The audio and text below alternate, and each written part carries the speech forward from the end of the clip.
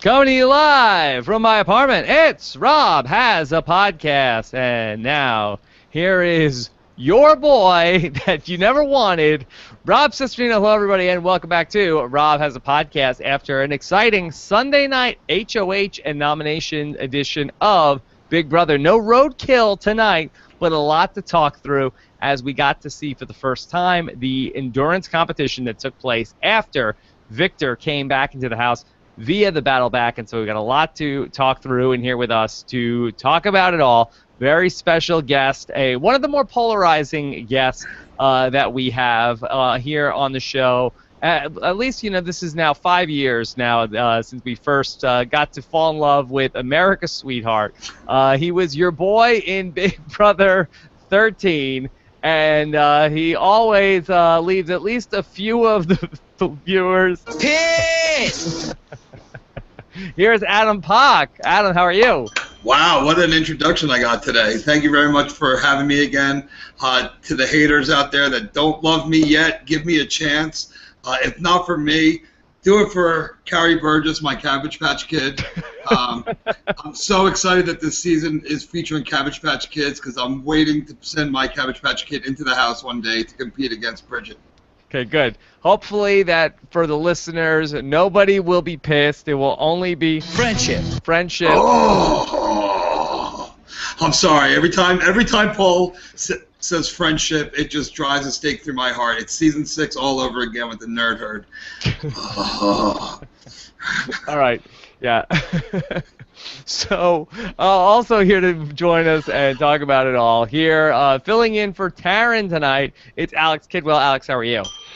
Doing good, Rob. Much like James, I like to go big or go home, and much like James, I should go home, and I did, so here I am. Alex, all season long we talked about what a great job James is doing. He's not really making any enemies. He's not pissing anybody off. Yeah, he's just going about his game, looking for his first kiss, trying to just hang out with Natalie. What a great job he's doing, and now maybe all up in smoke after this crazy decision to do everybody's dirty work this week. Yeah, right. Not great, James. This is really just everything. It's almost like he listened to us and was like, "Time to mix it up." Time to mix it up. I need to do the opposite of what these guys are talking about. I love blood. It's really what he did. I mean, it's just full James from last season all over again. You know, let me go ahead and promise the world to Shelly while we're up on the wall, and then break my deal, and then maybe in 2 weeks let Vanessa. You know, it's a shame Tiffany's not there to be the one to do it, but yeah, Vanessa used this as a reason to get James out. So Here he goes, giving off reasons to people again.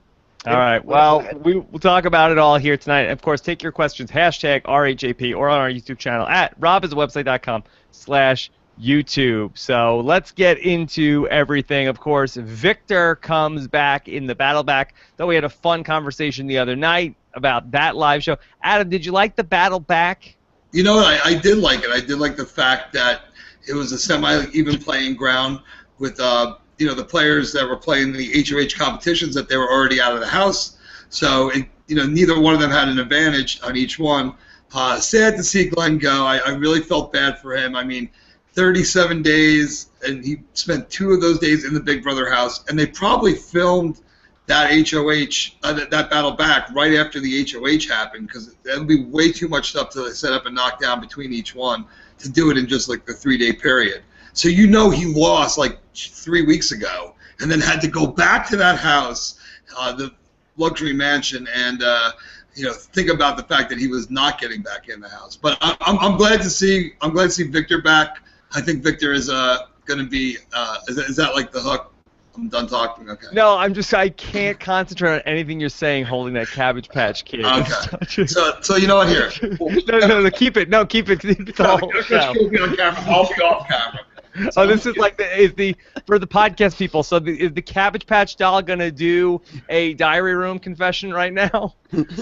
I'm really Bridget, how do you feel about being nominated tonight? Oh my God, I could not see that coming. Oh my God, he promised me. He promised me. Frank, what should I do? Frank, can I eat now? All right. Say goodbye to Carrie Burgess. All right. Adam is getting rid of his prop. Now, Adam, are you neighbors with Glenn from the Boogie Down Bronx? I'm not neighbors. I mean, we live in the same general area, but as a lot of you know, I throw the premiere party every year, and this year we invited Glenn's fiancee Kim to come to the event, and Kim and my wife had a really good talk because Kim was not so much of a Big Brother fan. My wife at the time, my girlfriend, she wasn't a Big Brother fan. Wait, hold on. Was Glenn's fiance, was she a fan of Big Brother until Glenn got kicked off on the first week? She was a fan for about 12 hours, and then it was no more. But so I actually, and funny enough, I just talked to him today. He's back in the real world.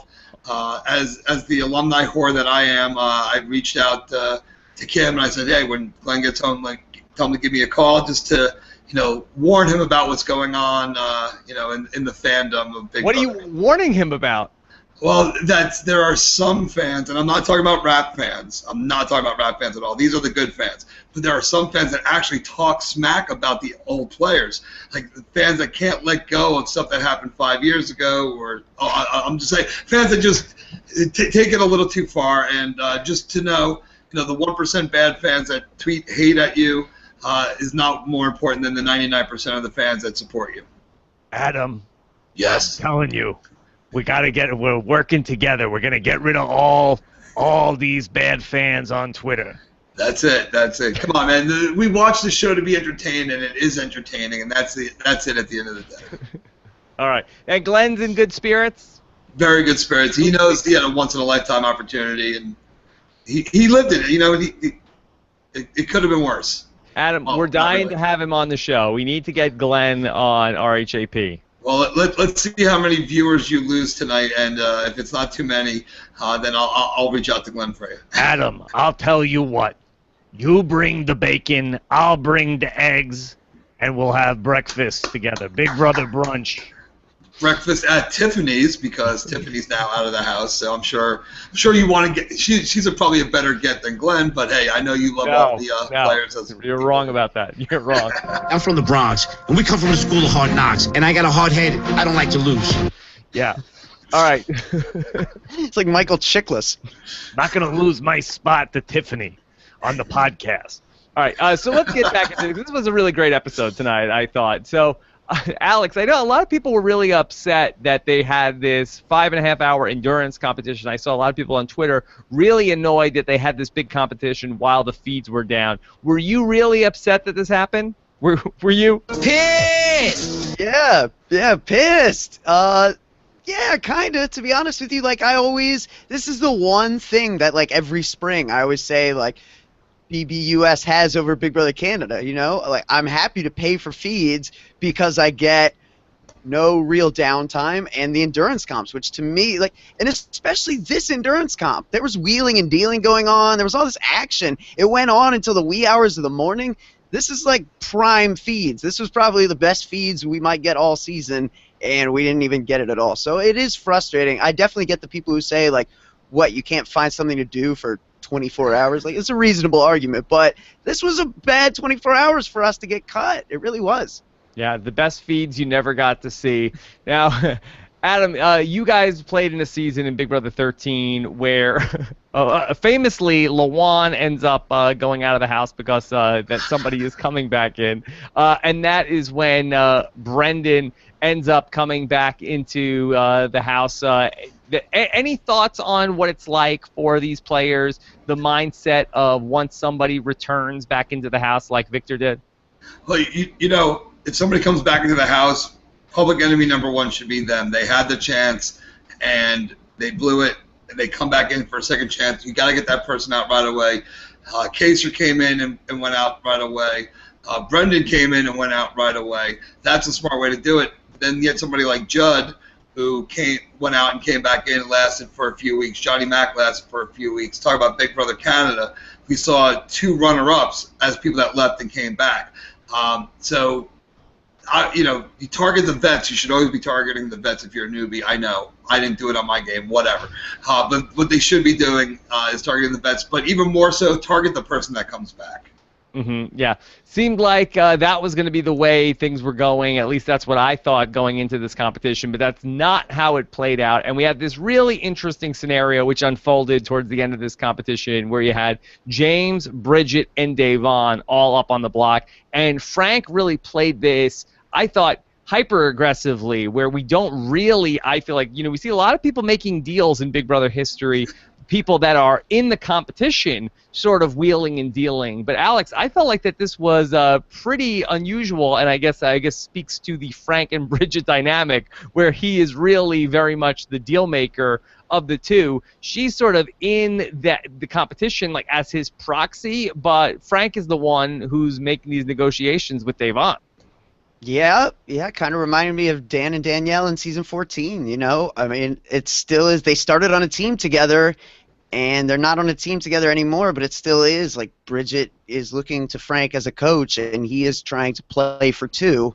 Unfortunately, his approach is, like you said, it's too aggressive. It's out in the open. There's a lot to not like about what he tried to accomplish here. Most of all that, Davon is not someone that he in the past has been able to, give information to and not have it get back around. So he should have factored some of these things in first.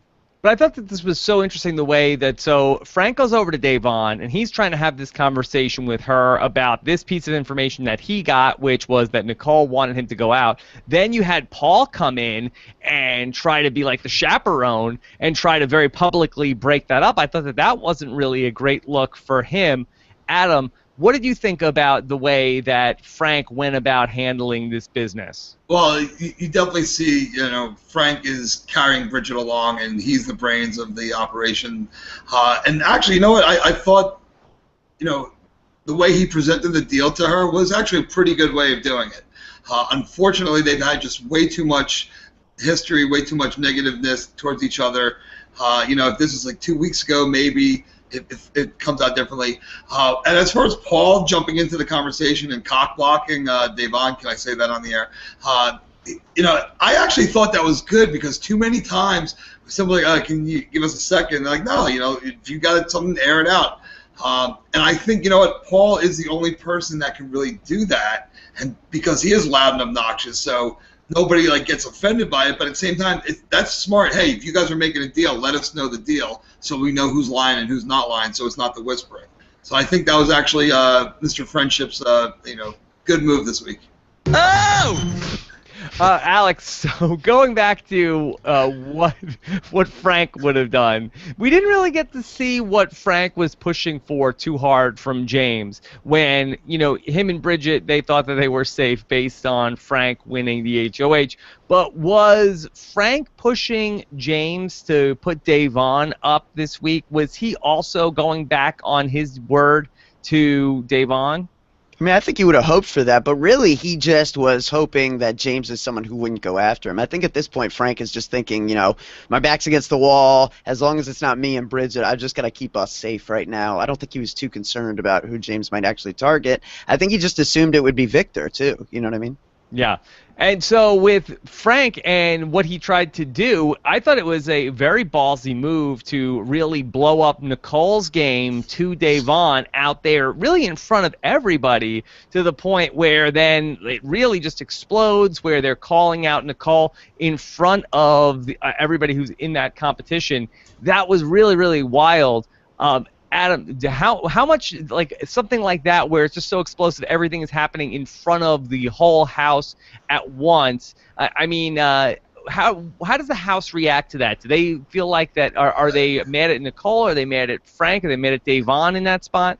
They're happy, because if they're not the ones involved in the drama, that puts them back and lets everybody else, let the drama people all take care of each other. So I think, if you're not one of the people being blown up right there, keep your mouth shut, sit down, be quiet, get the popcorn, watch from the sidelines. Yeah.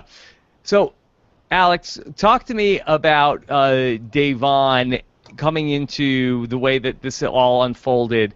Do you feel like that is Davon out of the woods, where we really thought that she could have gone home last week? I mean, now with these nominations, do you feel like that Davon's game, and without going into the live feeds, maybe touched bottom last week and is back in the right direction?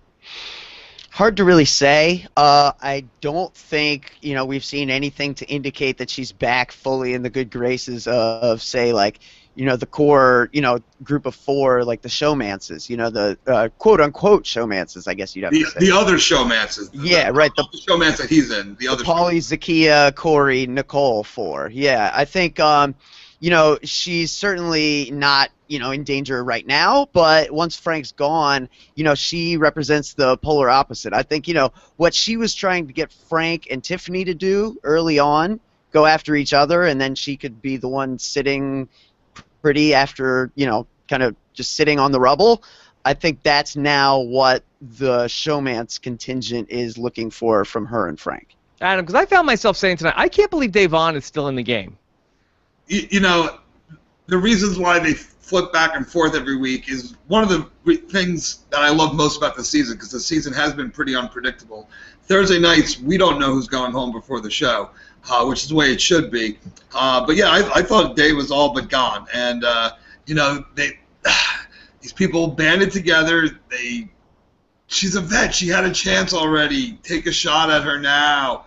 You saw like, oh, let's keep Tiffany around to go after Frank, and that didn't work. And Frank ended up teaming up with Tiffany. So, granted, Tiffany had nobody. She should have stayed last week. Davon, she's been the one stirring the pot. They all know it. They need to get her out. All right, well, let's talk about James in this competition. And, when Victor came back into the house, we talked a lot on Friday night about whether or not James was going to make this all-out push to get Victor out of the house. Alex, from what you've seen, do you feel like that James really wanted to win this HOH competition because, as he told us, he just wanted to, be safe for the week? Or do you feel like that in the back of his mind, the reason why he went all out was because Victor was back and he wanted to target Victor, and then ultimately the house forced him to go in a different direction? Honestly, I think it's neither. I think James has this idea in his head that he has a reputation as an endurance comp champion, that this is something that he thrives at, and that this is his time to shine. You know what I mean? And not only that, but he wants to impress Natalie, and he wants to, be the big man on campus for a week. And yeah, there's safety, and he can protect Natalie, and she promised him a kiss. And I don't think he really thought it much further ahead than that, because we saw that he did have the perception enough to recognize once he really gave it some thought, oh man, I've put myself in the exact same spot I was in last season. This isn't going to be good. And you read his body language when he's in that bumper car. He really slouched over, and you could tell he's unhappy with this situation once he properly gauged it. The problem was he should have gauged it during the 6 hours he had his arm raised in the air, and at some point during that time said, oh yeah, I don't want this at all, because that's the correct play. In either scenario, Bridget winning HOH or Davon winning HOH, were James or Natalie going to be on the block this week? Not a chance. Not a chance. Especially with the Bridget side, you wouldn't think that she would be putting up Natalie at all. Davon is more unpredictable, probably would be going for Frank and Davon, or Frank and Bridget, you would imagine. So really, almost nothing to gain here for James other than a kiss. Yeah, and that's what I think a lot of people don't realize if they're defending this move. Like, a lot of people defending it have been saying, well, what else should he do? Really, the correct move is lose. And he had an ample opportunity to lose. It's not like this was a true false that he tried to throw. All you have to do is put down your arm, son. Come on. Adam, what's your take on James winning this HOH? Is it as bad as we're making it out to be? You know what? Yes and no. The only good thing to come out of this for him is the fact that he is putting up who a majority of the house wants out. And he's getting blood on his hands, but nobody's going to be upset at him. Nobody's going to come after him next week except for not even whoever stays. If Frank or Bridget stays, they're not going to go after him. So he got the kiss from the girl. He gets the big room for a week. He wins another endurance competition. And you know what? He makes great moves without knowing it. That's the problem. Like, going after Shelly and Clay last year, that had to be done. Somebody had to do it. Going after Frank and Bridget this year, somebody has to do it. He's not afraid of making big moves. He just doesn't. I don't think he realizes, I'm making a big move. This is going to be good for my game. But do you have to make a big move at this point in the game? I mean, couldn't you say that that was the beginning of the end for James in Big Brother 17 when he decided to go after Clelly? It really was, because that was the side that was in power, because you had Vanessa, you had the twins, you had Austin, that were all siding with them. So he was going after the majority when he was in the minority. Now he's going after the minority and the majority, so he's covering his back. And again, no matter who stays, they're not going to go after him next week. If Bridget or Frank stay, they're still going to be gunning after Mama Day. Alex, to me, it just really, I think, hurts James a lot in the long term. Even if Frank gets out of the house, it's like, okay, well, now we're starting to look at James as, okay, he is a comp beast that we need to worry about in these competitions. Plus, he's part of a very strong showmance with him and Natalie. I mean, kissing in front of the whole house. It used to be people would hide when they were a showmance to try to sneak kisses in the middle of the night before Captain Kosher caught them. But no, that's not what's going on here with James. Yeah, and then also he broke his word, and everybody knows it. Yeah, and he's pretty happy about it. Well, I mean, he's not like happy with it, but he's certainly not shying away from it. Like he's referencing to people who aren't really aware of his past. He's talking about how he did the same thing last season. So it's not. Yeah, I mean, it's not. It seems to be a fundamental misstep. Last season the problem is that it was a big move, but it wasn't a great move for him. It actually ended up being pretty good for Vanessa because she's able to really solidify her true alliance with Austin and the twins and Steve, and James is really kind of just taking a shot at the periphery there. This season the problem is that by taking out the house's target, the house is going to now need a new target, and he's not in the core of the core alliance. So if he gets rid of Frank, people are now going to look around and, assuming they decide that Bridget is, someone that they can pull in, which is certainly possible. She's been moldable in the past. Now James stands out as someone who can win competitions in a way he didn't before. Yeah, Adam, could you make the case for what is the upside of, in the 5.5 hours that James is standing there? I mean, what is going through his head that's making him say, oh, this is a good move for me to win this, other than using the word Natalie to describe this? Well, let me start by saying last year I think putting up Clelly was a good move. Saving Vanessa was a bad move, and that was a really bad move, and that is ultimately why he left the game. This season, winning this HOH, I said it before, the majority of the house wants Frank or Bridget out, including some little girl that he has a crush on. So I don't think this is a bad move for him. I think he's doing what everybody wants him to do, keeping him safe, and he's still at the bottom of the showman's list. And people are still going to go after Paul, Zakiya, Corey, Nicole before they go after Nat and James, because Nat's not really a threat. She's likable, and the other ones are, I feel like they're stronger all-around players, whereas Natalie's just a, pretty face. I said her name. Damn it! Okay, that's fine. Alex, but it's one thing to win the HOH, and then he's like doing Paul and Paulie's dirty work. I mean, he's sitting down, and Paul is like, okay, James, this is how it's going to go, okay? And he's going to tell him, like, just this is what the nominations are going to be. And he's like, okay. And then Paulie is telling him, okay, it doesn't matter what your word is. Like, oh, we got you back, bro. Don't worry. If later on down the road, if anybody tries to mess with you, they're going to have to get through me first. And my brother Cody. Yeah. Yeah, really aggressive. And, very little pushback. He really just kind of rolled over for it. And another thing that I think is important to note, last year with the wall competition, Shelly made him promise. Shelly went way out of her way to insist that she get promises from James. And, we didn't have feeds this time, so we don't know for sure. But it seemed like Bridget didn't do that. That James just offered up the guarantee that people, and that's just not. He's recognizing now that he got blood on his hands. It was entirely of his own design. Like nobody made him give his word here. He offered it up, and now he realizes he shouldn't have done that. So I think that's really the problem, is that you really don't want to have to give your word in the Big Brother house unless you need to, and he just felt like he was in a position where he could just do it, but he shouldn't have. Yeah. Adam, I want to talk through this conversation that James has with Frank about the nominations, and Frank is certainly worried, and he's like, you're not going to put me up on the block, and James is like, why would I do that? What? That's crazy. I mean, if he's going to ultimately put Frank up on the block, did he handle that correctly, or do you want to start to at least like not have it be where you're lying to them? Like, I was sort of two minds of it. Is that bad to just have it be a total blindside, or is it worse to sort of like lead Frank on that you were going to do it, and then he goes and blows up your game to other people? Well, I mean, there has to be game that James has to be blown up to other people, which there is none. There really is no big game. I think, James knew he was going to put him up. It's deny, deny, deny. That's the name of the game. Deny, deny, deny.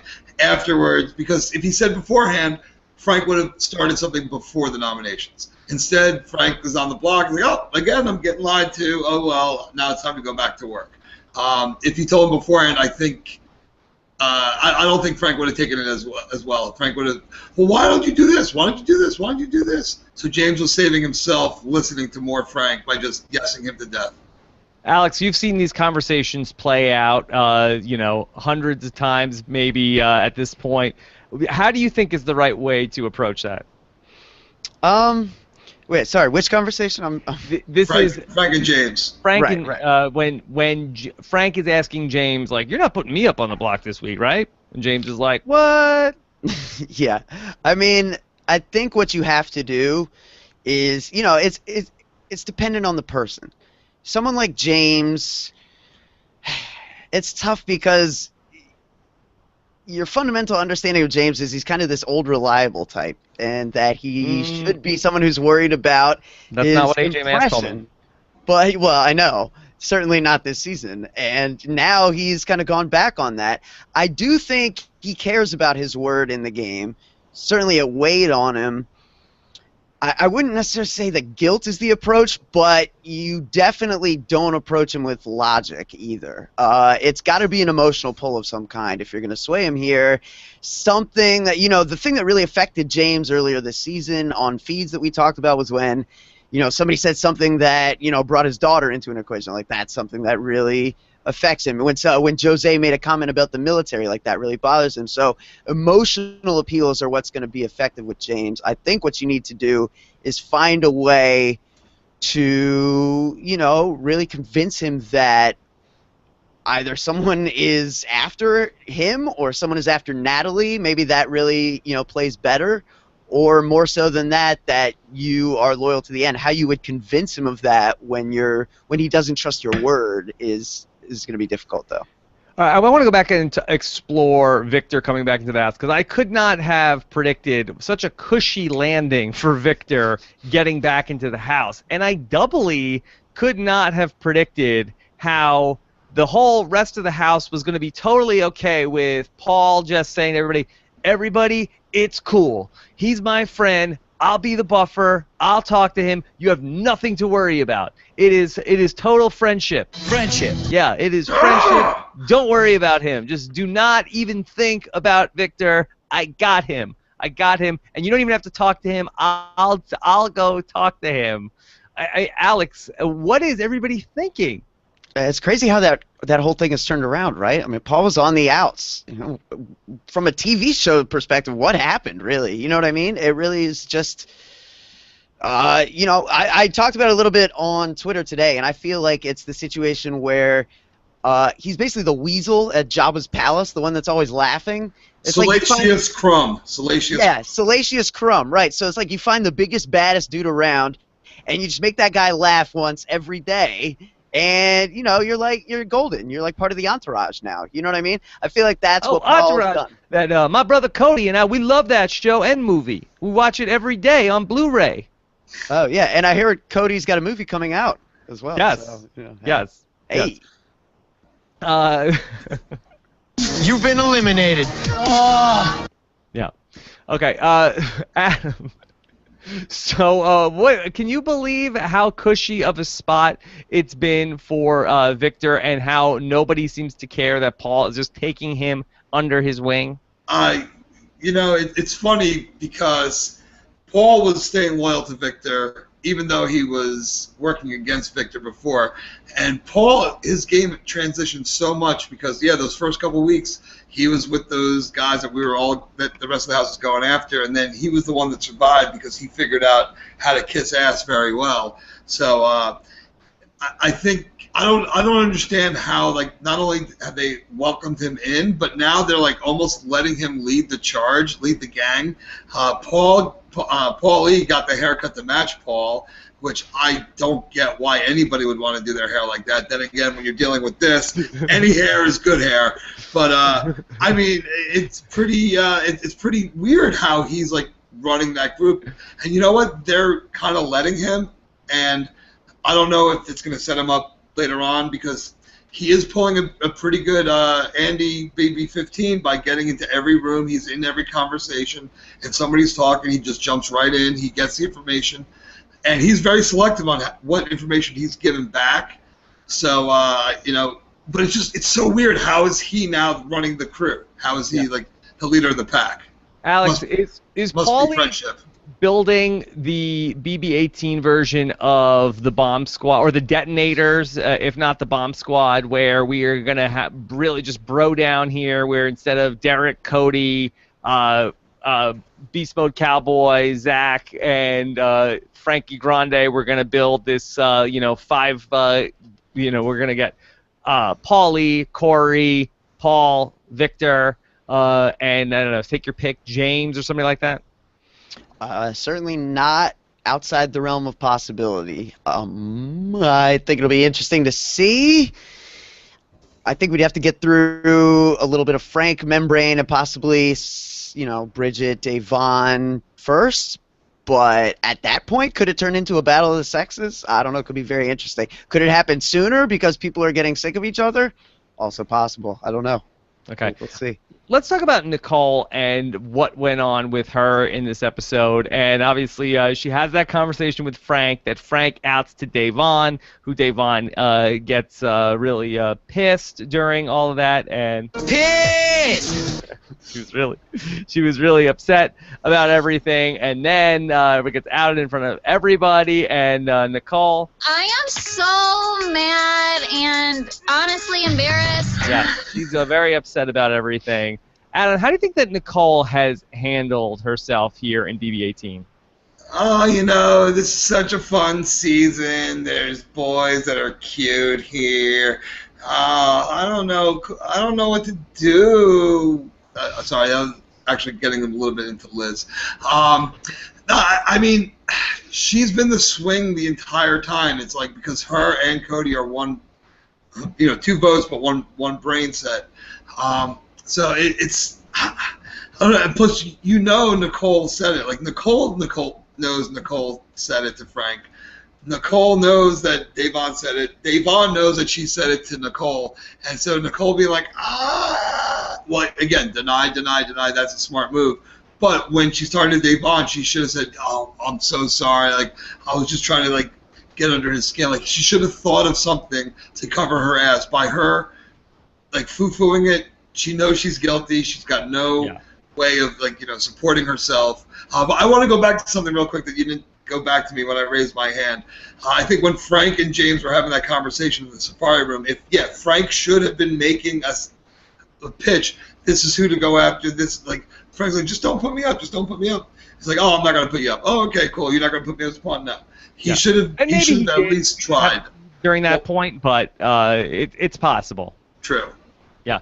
Alex, just going back to then Nicole and talking with Corey about after that whole incident that happened. My favorite Nicole quote of the night was that she said to Corey about Frank, I'm not talking to the fricker. I'm not gonna talk to that fricker anymore. He's a real mother fricker, right? Yeah, I suppose. I feel like I'm watching public access sometimes with this go around. Fricker. Yeah. Yeah, it's unfortunate because there are some times where Nicole exhibits some good gameplay, but it's just a lot of it is predicated on just utter fear and paranoia, and there's a lot of insecurity here.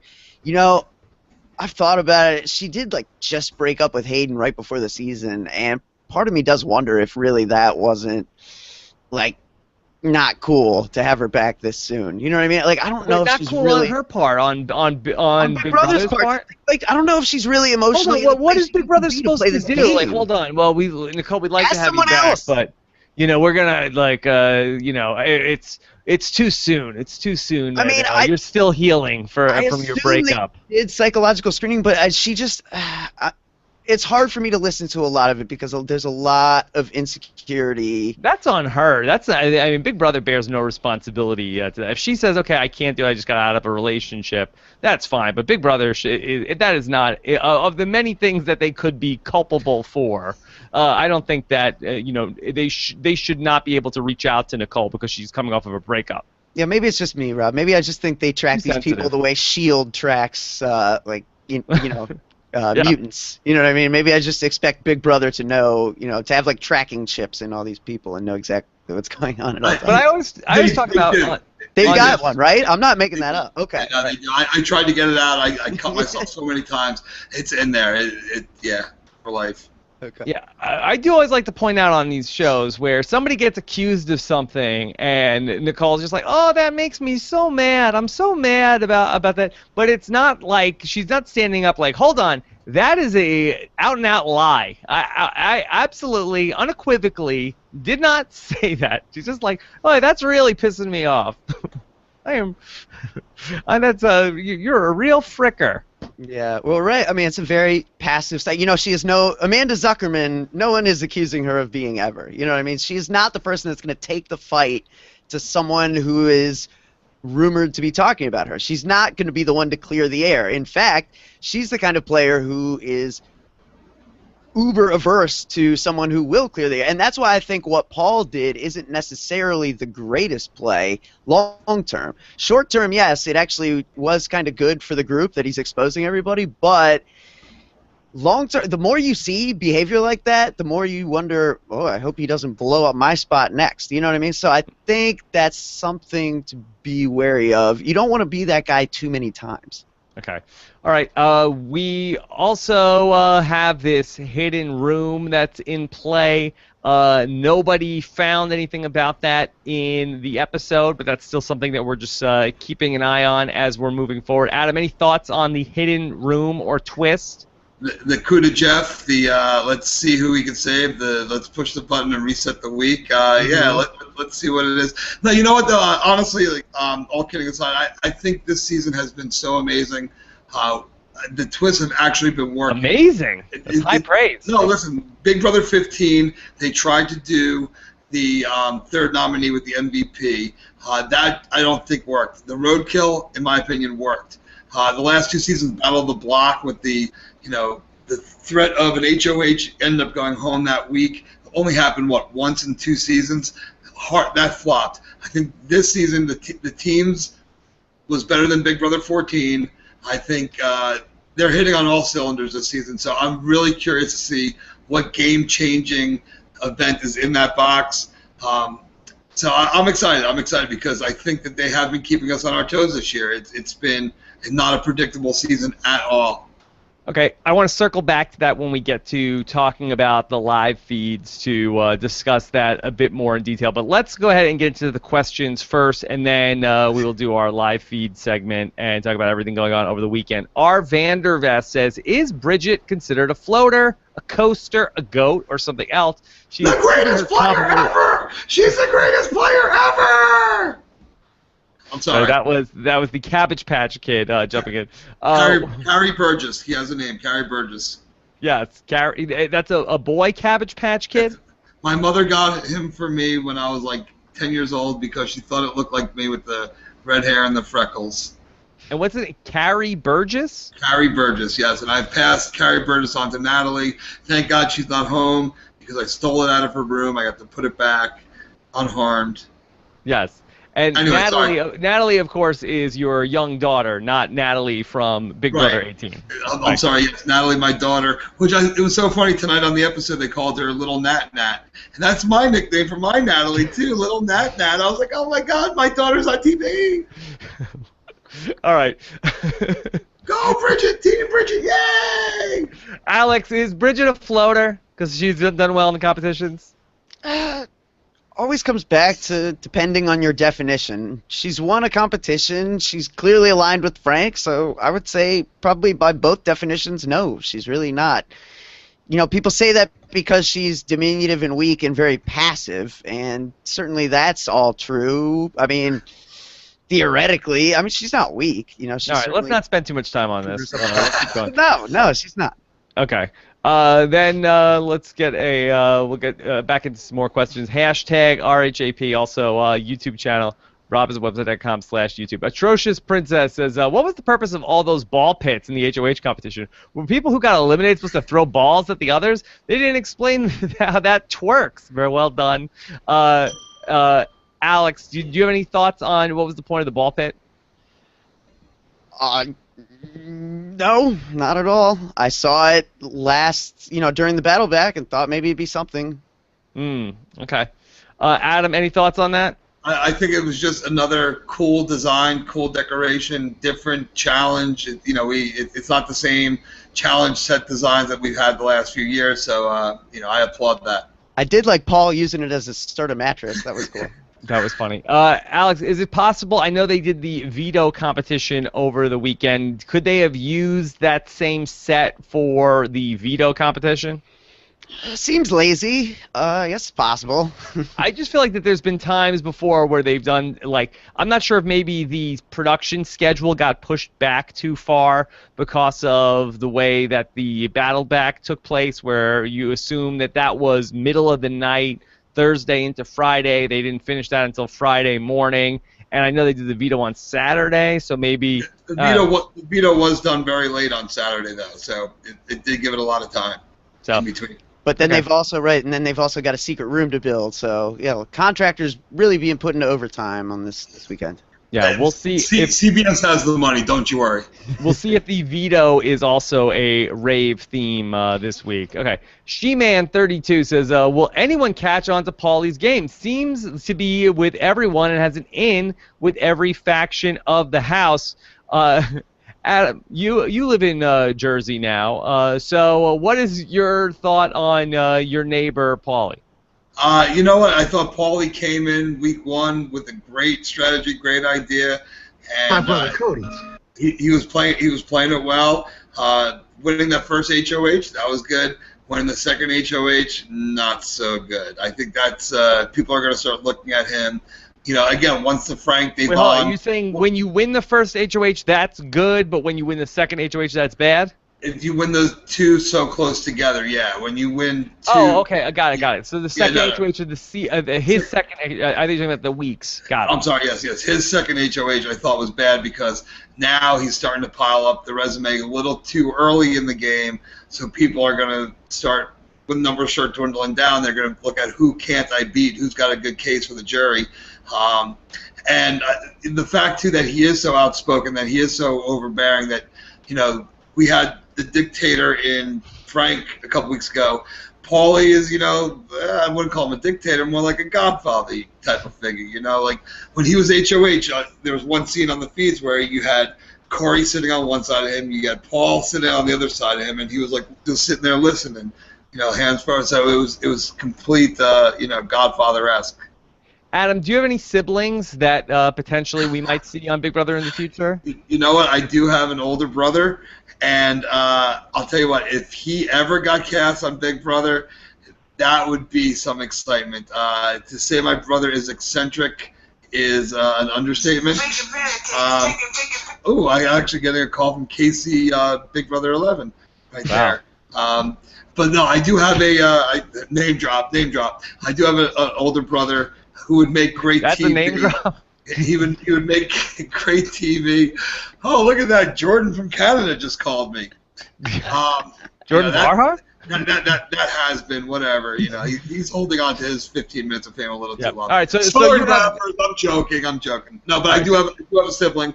Probably never see them on Big Brother. Bred for this. Yeah. Is there a possibility that we will see your brother in Sequester Season 4? You know what? He has become a bigger Big Brother fan since I've been on the show. So I think that's if he can't get on the real show, maybe he'll try out for Sequester. Okay, let's do one last question, then we'll get to all of the live feeds. Haiku Fishback, was this the best endurance comp since the great Ollie made that ridiculous deal with Dan and BB18? Alex, what's your take on this? No, I would say James last year. Well, that was the best since James last year? I mean, it's the same. It's not anything different. There really wasn't even incentive to do it. It's just kind of painful. Like, I watched it and I just went, "Oh, James." But, it's not something I was jumping up and down for. Okay. I actually loved it, and I'm like you, Alex. I was so mad that it wasn't on the feeds because that's the type of endurance comp we want to see on the feeds. That's Dick and Zach on the rabbit for all night long. You had I think you say that throwing phones around. The hot button season 6. When it's 23 hours. I mean, that's the type of challenges as fans we want to see. We want to see those live on the feeds. So I think, I think this was a great HOH because I'm jealous that I didn't get to see it live. Okay, let's get into talking about the live feeds. Of course, Big Brother Happy Hour coming up on Monday, and then, of course, we'll be live again on Wednesday night and Thursday night following Big Brother this week. But until then, we are getting into the spoiler section of the podcast, so here we go.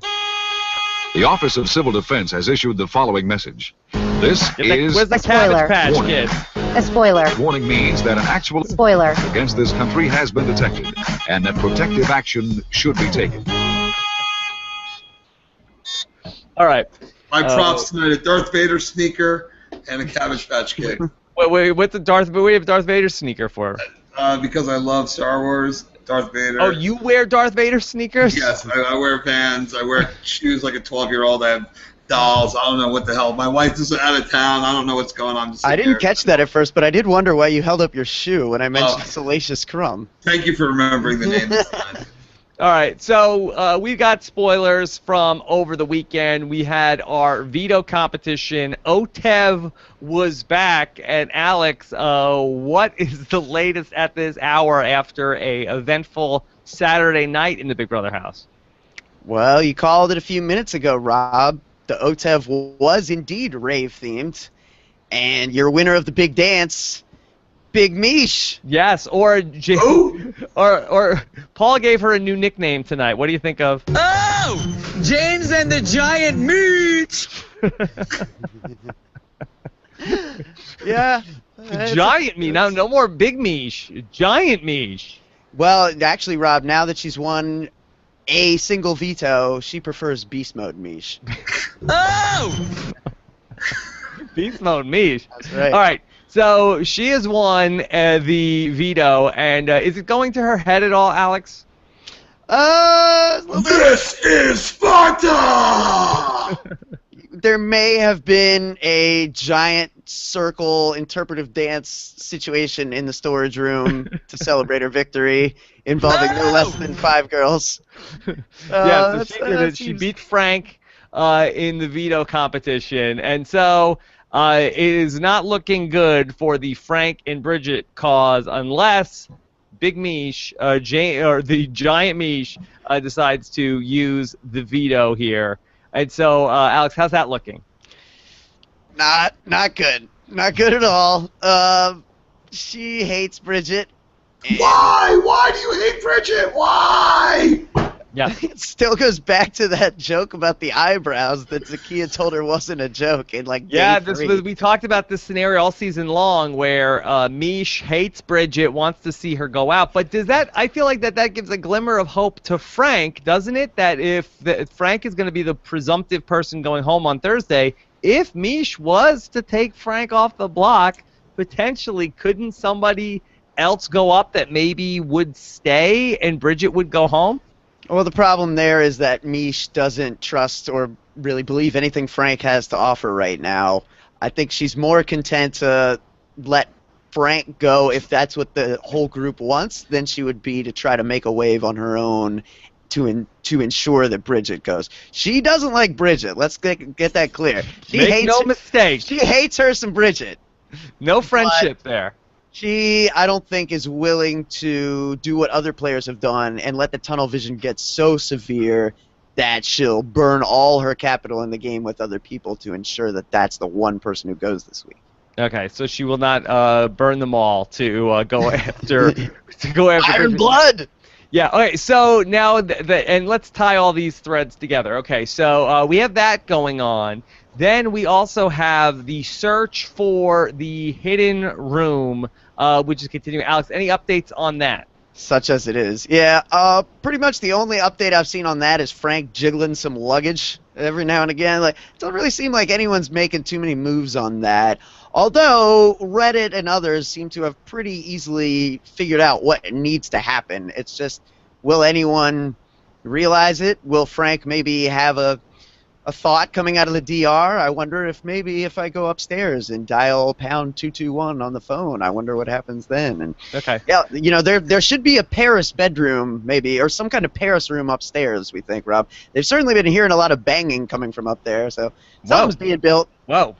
Hi, James and Natalie are sealing the deal already. Wow. Easy, well, they're up there too, but yeah. Well, yeah. All right. So this is where we want to tie this all together. Okay. So Adam. So back in BB18, of course, I know exactly where you're going with this. You know that there are many conspiracy theories that are abound from that season of potentially twists that came up at certain times in the game. Over the weekend, Big Brother executive producer was on Twitter, Allison Grodner, and favorited a tweet which came from a woman named Sarah A.B. Asquez on Twitter. She tweeted, "I truly don't understand people who support Michelle and hate Frank." And this tweet was favorited by Allison Grodner, and the Twitter and Reddit are abuzz that could potentially, could this be signaling, possibly? Okay. To tell you how big of a Big Brother nerd I am, I already knew about that. I saw that on my own. I went and looked at this woman's followers and who she's following. I looked at Allison Grodner's followers. I looked at all the tweets that she favorited, liked, whatever you want to call it. It was very odd out of left field, out of all the Big Brother tweets and all Big Brother Twitter, that was the one that Allison liked first, foremost. And I mean, you know what? It's a show for TV, for people to watch, for the network to make money. It's going to happen the way that the show happens. Who am I to say how heavy the finger on the button is? But someone who was there. That was very interesting. It was very interesting to see that, and how it will play out, who knows. I do think that they will get some sort of clue at some point about that, because, I mean, at this point, it's so far into the game that people might have already tried that, like the first week, like go up there and like push all the buttons on all the, and nothing happened. So unless they're prompted to do it again, it'll kind of be like, Shelley sitting in the purple room talking to the fortune teller, hoping for a magical power. And that never happened, but because she wasn't told to ask for a magical power. So I'm sure the paranoia will start once house guests come into the living room. There's a secret in the house. You must figure out the code. Then people will start looking for it. Is that how Pandora's box works? It's like Jiminy Cricket. If you just wish for it hard enough, it just appears. Pandora's box is you're told to go to the HOH room, and you walk to the HOH room, and you look surprised. Then Tori Spelling comes out, and everybody's happy. Everybody's thrilled. Alex, yes, they were. Yes. So to go back to the BB18 of it all, there was another time where Frank was on the block, scheduled to go home for an eviction, and something else happened where the reset button showed up. Did they call it the reset button? What did they call it? Yeah, they called the reset button. Yeah. Okay, so there's a little bit of a history of Frank being saved by divine intervention. So with all of these swirling winds on the map, do you think that Frank ends up going home on Thursday? Well, now that hashtag Grodner exposed party is trending, I think it's going to be tough for that to happen. Is that what they're calling that? That's not really great. That really was a thing. Yeah, it's going to be tough for it. It depends on how it happens, I guess. No, I don't think... And for the record, let me just say right now, I am not against this. That if Frank wins a power and stays in the house this week, what would happen? Would it be a coup d'etat where it would be like the coup de Jeff, where then Frank would pick out 2 people to sit on the block? If that was the case, that might not be as great. But I'm totally cool with Frank staying in the house another week. Yeah, hard to know, but I agree that if Frank goes, between Frank and Tiffany, there is a sudden dearth of strategy, I think, in this season, where 2 of the few people that really kind of understood what was going on here are going to be gone, and you're kind of going to be left with, certainly there's slim pickings already in terms of really strong strategic minds here, but you're really going to be scraping the barrel at a point. Yeah. Let me remind you though. Last season they tried to do during the Who's Ready for a Takeover, the last lap, to get Devon the ability to cut a couple votes, and it didn't work for her. So who knows what this secret reward is, and if it is meant to try to save Frank, if it'll actually end up saving Frank. Because last year, hey, Devon got it. They tried to save her because CBS seems to love her. That's why they brought her back. That's why they brought her down on The Price is Right. So, I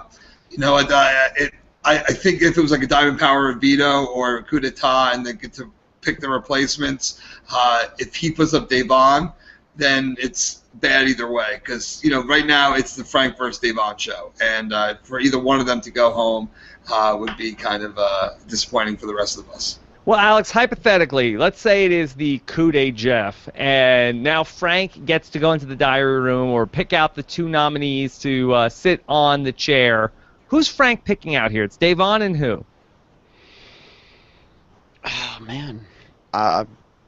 Maybe Nicole at this point, honestly. Ooh. Okay. Boy.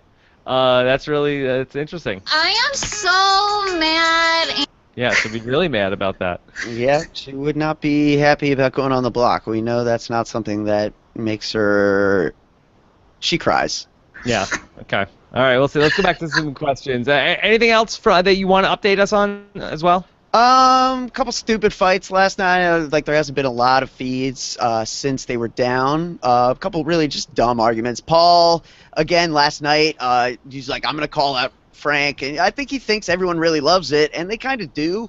But again, like I said, you can't be like the boy who cries pissed. You know what I mean? You can't do that too many times before you just look like an ass. You know what I mean? And that's the thing is he came at Frank too ballsy. That yeah. I'm a Paul fan, but he's just his ego is getting too big in the house. Yeah, he's at his absolute best when he's just the parrot on Paulie's shoulder, because that really is how he's turned it around in this game, is just being Paulie's sycophant and his yes man. And if he starts being his own man, all of a sudden people have to worry about what he's going to do next. And how's Victor doing on the re-entry?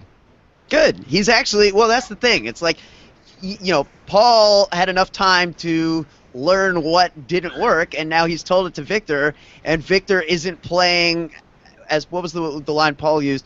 You can't alpha bro it, or something like that. He's not doing that this time. He's settling down and just kind of sitting there and talking to people, and that's what this game actually is. When you run around and look like a physical specimen. I need to jump in. Jennifer Pollock, I'm very sorry that the wall behind me is the same color as my head, and it probably just looks like eyes and mouth flashing. I'm really sorry. We just painted the room. We haven't put any artwork on the walls yet. It'll be better next time I'm on the show if Rob has me back, depending on how many viewers I lose. Are you responding to tweets right now? Yes. It plays fine on iTunes. Yes. I'm sure of it. Okay.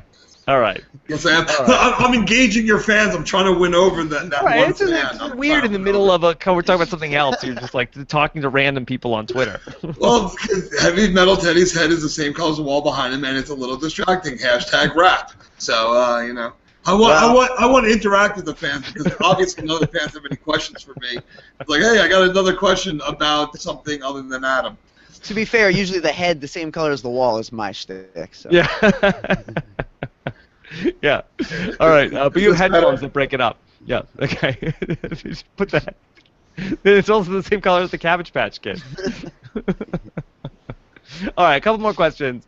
This is from Can Skate Fan. Last night, Devon revealed to Big Mish that the two of them were in the three-way alliance with James. This is the first that Big Mish has heard of this. Is this strategy of Devon's to concoct alliances and just tell people after the fact, or does she just have visions? Alex, can you speak to this? It's a lot of... I think Devon is feeling a bit of what's actually going on, but she doesn't have enough information to know that she's right. So it is weird. She is being iced out of important conversations now. She's being included in lots of girl talk and any conversation that has to do with Frank and Bridget, but there are discussions going on that don't pertain to just that between, Michelle, Nicole, and Zakiya, the girls that used to be her girls, that are now kind of, distancing themselves a bit. And Devon, we've always given her credit for being perceptive. The problem is that she's too quick to act on those, those reads, and she doesn't formulate a game plan first. So she is beginning to pick up on what's really there. And I think, it's important for her to do so now because she's in danger. It really would behoove her, I think, to work with Frank potentially. The problem is she really does have tunnel vision. Will she see it is kind of the question in these next few days. She's beginning to, I think, but I'm not sure. Adam, we didn't get your take on Michelle. Are you liking what Michelle is doing, that she's the vet who is working with a lot of, or the newbie who's working with a lot of the vets here along the way? That certainly a role you can relate to? Time out. Remember, week one, I went against them. They made me an offer, and I went against them week one. And then when I realized, oh shit, the house is I have no control over anything. Kalia! Become a sheep and follow the herd. But I think, no, she did a great job early by blending in with them, using them for protection. She did not stand out. And the fact that she is a little bit catty, but she was catty with the other girls that are being catty. And I really respect Bridget, though, for stepping up and saying something to her about it, about how she feels like she's being bullied. And Michelle was like, me? I don't know what you're talking about, bitch. So I don't like the fact that she was so comfortable those first few weeks, and now it's starting to get to her head a little bit. And I think by winning this veto also, holding that power, controlling it, I don't think she's going to do anything with it. But it's definitely inflating her ego a little bit. And I wanted to actually, we talked about her before, but remind Shelly on season 13, she did a pretty good job of that. She was with the vets early on in the game, aka week one. She never won anything, but her ego started getting better of her, and she lost sight of the actual game. Because she was so focused on making a move. And I think Michelle knows right now not to make the big move, but I could see her making a big move that ends up blowing up in her face, blinded by her ego and, fueled by anger instead of, thinking it through. Important to note that Paulie was talking last night about how he didn't like the degree of celebration that was going on. And Paulie has a lot of clout in this house, so anything Paulie says I think should take a special note. By the way, Jennifer Pollock liked the shout-out before, and sorry for interrupting the show with it. Let's take another question. LB Doc Paul comes out looking really pushy. Will that backfire? Alex, is this the thing that's going to backfire on Paulie? On Paulie or Paul? I thought they said Paulie. I'm sorry. Paul comes out. Sorry. They look alike. They have the same name. And Who they can both tell the difference? James with the same pitch. Yeah, I mean, it really is. Yeah. I mean, well, Paul Lee has done kind of the Nick Starcevic from BB8, right? He's got like a serious cocky attitude. He's got a mohawk now, and he's in the showmance. He really is like the bad boy now. But yeah, with Paul, again, like I said, it's the boy who cried pissed. Like, you can't overdo it. I mean, even Dave Vaughn was talking a little bit about how he's, in DR, where she's talking about the competition and how he won't shut up. Like, that personality, you could see how everyone liked him for a while. Everyone was laughing when he's, standing up and making his pawn speeches. You're better off just staying the course, like you said, as soon as he starts trying to step up and be a player here is when he's getting himself in trouble. Yeah. Adam, how insufferable will Paul be when he gets out of the house? Well, you know what, I mentioned this the other day to somebody else, and I'm bringing it up here because I think it is kind of funny. I went on Big Brother, and I talked about bacon all the time, and I've gotten some bacon endorsements. I don't know if Paul is going for like friendship cottage cheese marketing. He wants to do anything with them, which is why he's overusing the word friendship. I have no idea. Friendship is a brand of cottage cheese? Yeah. Okay. So I just lost everybody there. Tell me about these bacon endorsements that you're doing. Well, I mean, if you follow me on Twitter at HeavyMetalTeddy, you'll see I judge a lot of bacon events around the country, a lot here in New York, and I've gotten involved as I'm the head judge of the New York Best Wings Festival, all because... Wait, is that Wings Festival at the Jersey Shore? It smells worse than a porta potty at the Jersey Shore after an all-you-can-eat wings competition. I mean, this thing is disgusting. As somebody that's been in an all-you-can-eat wing competition before, I can agree with that statement. But yeah, no, I mean, that's what, I didn't win $500,000, but the fact that I kept talking about bacon all summer has been very profitable to me in other ways. So, is that what Paulie is going for? To get a wings endorsement? No, he's like cottage cheese, friendship cottage cheese. Look it up. Google that. But no, I really hope Paul, I think Paul got it early on, but what we were saying before about Michelle, how she was cocky early on, but she was quiet early on, getting cocky. I think people are annoyed by Paul, but they're not telling him they're annoyed, so he thinks that they enjoy it, so he's going to keep doing it, and he keeps going for that laugh and thinking that it's working, and eventually it's going to stop working. He's going to say the wrong thing to the wrong person on the wrong day, and it's going to blow up, and then you're going to see week 1 and 2 Paul come back. All right, let's do one more question. Jared says, if Devon and Frank are going after each other, why not keep them both and target Victor? Alex, can you talk and answer this question?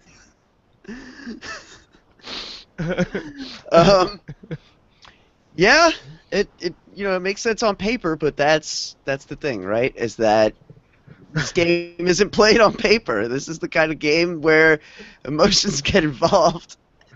And Rob makes me laugh too hard. I'm sorry. I'm crying. Very, very unprofessional. All right. Adam, any final thoughts? First off, I want to give a shout out to Fat Tyson Apostle on Twitter for saying that they're my biggest fan, and they wanted a shout out on the rap show. Yeah. So there you go. No, my final thoughts is I love this season. I think it's been a great season so far. I think the drama and the secrets and the whole gameplay has been great so far. I'm looking forward to how it plays out. Hopefully this secret box in the middle of the house doesn't, upset too many fans. But again, when the coup d'etat first happened, it was still new. Fans weren't on Facebook and Twitter as much. I think if it's really bad, one again, kind of like a do-over. I think we will have a lot of angry people out there. But just remember, it's a game. It's a game. It's for our entertainment. No matter who wins, we're not getting any of that money. So just enjoy it. Yeah. All right, Alex, what's something to watch for coming up in these next couple of days? We got the veto ceremony. Any chance that that's going to potentially be something unexpected? Can't see any way Michelle uses the veto. I think if you're trying to find an out for Team Frigid this week, it is solely in the Paris room, potentially, the mythical Paris room. So if you're watch Frank and see if he finds a telephone and figure something out. Other than that, it's looking dicey. Stackton FL in the chat wants me to mention that they've been talking about stipends this season. To be honest, though, I don't think it's really anything new. I think since BB18, returning players have been given monetary incentives beyond what new players have, and right, is this a talking point that people are upset with what the returning vets are getting in terms of salary? Nicole isn't thrilled that Frank is using it as a talking point in the house for various things. I am so mad and honestly embarrassed. What is Frank saying? They're like, hey, we're getting more money than you guys are, so... Just kind of the knowledge that, right, there's a bigger payday at jury, there's, bigger stipends at the various intervals that you get paid in the game, and kind of just, in general, I think there are some people this season that are playing to make jury, and it's frustrating a lot of fans because they think maybe if certain stipends weren't in place that it wouldn't be that way. But again, I think this is something that's kind of been in place for a little while, and I think as soon as we knew this was going to be a fans versus favorites format, that we had some idea this is kind of how it was going to play out. Okay. Adam, did that come up in BB13 where the newbies talked about how much money they were getting compared to the vets? All the time, and one of my biggest regrets, was my final vote when I voted for the person I wanted, not the person that deserved it. And down the stretch, Rachel tried to compare what she gave up the second season for what I gave up my first season, where she got to go back into her house. She wasn't paying rent. She came in with her boyfriend and talking about how difficult it was because she didn't know if she should get a job or not. When I'm like, well, I had to leave my job and I don't know if I'm getting it back. So, the fact that the returning people do get so much extra stuff before they even walk in that house, that's a reason to target them. It comes up all the time. It's money. One of the 7 deadly sins is greed, and greed rears its ugly head in that Big Brother house so much. And because you're there to play for $500,000. You're playing screw your neighbor for $500,000. So wow. money is always going to be a driving factor of the game. So who has it, who doesn't have it, who's getting more than who, that makes a difference. But Carrie Burgess has a closing statement. Save Bridget! Save Bridget! Please! Yeah. And Alex, somehow if this secret room ends up with some sort of power of veto for Frank that he could use at any point, he comes off the block and Bridget goes home on Thursday, is anybody going to complain? Bridget might. Yeah, okay, she might. But actually, she probably won't. Like, I'm just glad Frank got to stay. I'm just glad it all worked out for Frank. Yeah. Thanks for that, actually. I see where you were going now, and it makes perfect sense. I appreciate it. Yeah. All right. One last thing that I had a plug that I had to do, and I felt like that this is the right time to do it with Heavy Metal Teddy here, because to all you rockers out there, fans of heavy metal music, Adam, you like Eddie Trunk? Yes, Eddie is a great ambassador of metal. His radio show has been on for years. I've been listening to him for years, watching his TV show. Yeah. All right, check out the Eddie Trunk podcast on podcast1.com.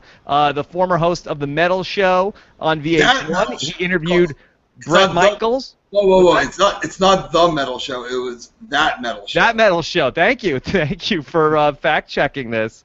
I talked to Bret Michaels recently, and you can check that out on podcast1.com or on the Podcast One mobile app. All right, what's the hashtag, Alex? Wing eating contest. What do you like, Adam? Wing endorsement. No, cottage cheese. Hashtag cottage cheese. Friendship cottage cheese. Hashtag friendship cottage cheese. And if you guys check your Twitter, I think it was Primal Instinct at Lone Ranger 158 posted a picture of friendship 1% dairy. Are you on the block cheese. this week, Adam, with all these shout-outs? You're worse than Clay. No, I just wanted to make sure that this time on Rob Has a Podcast that I was as friendly and nice as possible to your viewers. Oh, you're pandering. You're pandering I am to totally pandering because every year Twitter advocates. You're pandering. Locking down another endorsement. Already a friend to the pork industry, now working on dairy. Yes. all your food Here we go. This is according to Scott has pulled this up. Yeah, this is a shot of the Friendship cottage cheese. Friendship. Yes. All right. But hey, every year I'm out in Iowa for the Blue Ribbon Bacon Festival. It's going to be in February 2017. I'll be back there. All right, get your plane tickets now, everybody. You know what? They have over 13,000 people that go there every year. I wrestled with Hacksaw Jim Duggan one year. I officiated a wedding. I officiated a wedding at the Bacon Festival. So so that's and hey, you know what? At the Cottage Cheese Festival, you will have Paul. Adam, what are you even talking about right now? Where are you going? This whole friendship thing, it bothers me so much. Every time he says it, every time Paul says the word friendship, I die a little bit. So hopefully for the people that I did not win over tonight, hopefully Paul says friendship a lot more this season. Okay, all right. You can for more follow Adam on Twitter at Heavy Metal Teddy, Alex on Twitter at Alex Kidwell. Don't miss the Jordan from Canada tomorrow. He will be live at 9 p.m. Eastern, 6 p.m. Pacific with the live feed roundtable with Alex, Karen, and Brent. I'm sure they will have another lively discussion. Thanks so much to Scott St. Pierre behind the scenes with all of you, the tweets and cottage cheese pictures. We will be back with more Big Brother coverage this week. Should be another fun one. Take care, everybody. Have a good one. Bye.